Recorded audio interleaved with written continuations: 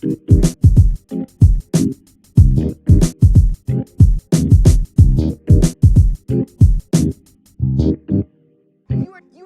are not doing this for the sake of art. Only things that are created and not destruct. Whatever it is to look forward to and whoever it is to chase. That I say way. If it works on the page, I know I can make it work on the movie screen. Le cinéma est un art de la politique, peut-être un peu plus que les autres, de par sa portée sur son public venant de tous les horizons. Le réalisateur dont nous allons parler aujourd'hui a toujours ancré ses œuvres de cinéma dans un contexte où la politique est au centre de ses conflits et de ses personnages. Oliver Stone est un réalisateur d'origine américaine qui officie dans la production audiovisuelle depuis maintenant près de 46 ans. C'est un cinéaste reconnu pour ses réalisations, mais qui a pourtant débuté comme scénariste, avant de passer derrière la caméra et de pouvoir enfin totalement assumer son vrai but d'auteur dans la production hollywoodienne, celle d'un critique.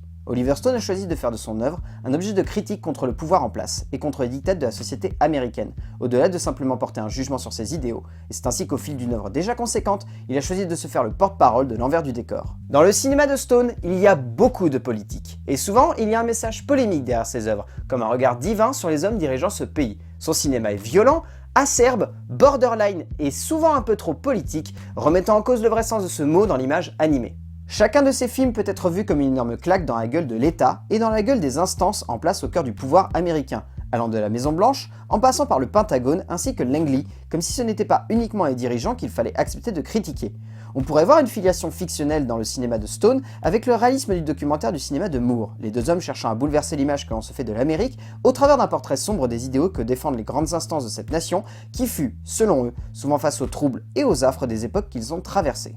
Oliver Stone est un grand critique, et c'est en cela que souvent, lorsqu'il dérive de cette idéologie cinématographique, ses films perdent du sens, allant du biopic, en passant par le drame historique, et en dérivant vers la caricature ou la fresque ironique, son œuvre brasse de la polémique, comme elle ancre ses récits dans des contextes surprenants.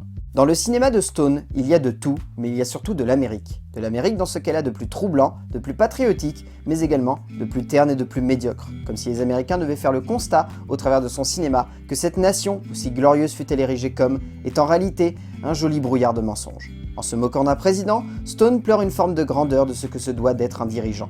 En évoquant la guerre du Vietnam, le cinéaste pose les affres et les erreurs de celle-ci.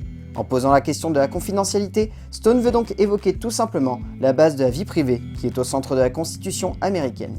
Malgré cela, Stone est un auteur qui, par son regard politique, a fait de nombreuses erreurs dans sa carrière et qui les reconnaît comme des tentatives ratées de regard trop profond sur l'humanité.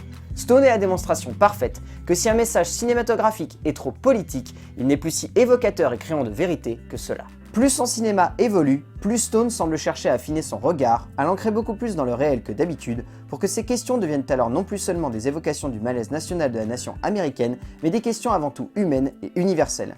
Si le cinéma est un regard profond sur l'homme et ses actions, celui de Stone est un regard critique sur l'impact d'une nation sur ses actions humaines, finalement critiquable, mais toujours évocatrice d'un sens profond, celui de la place du bien, lorsque l'on dicte que celui-ci n'est pas la bonne voie à prendre pour aider son pays.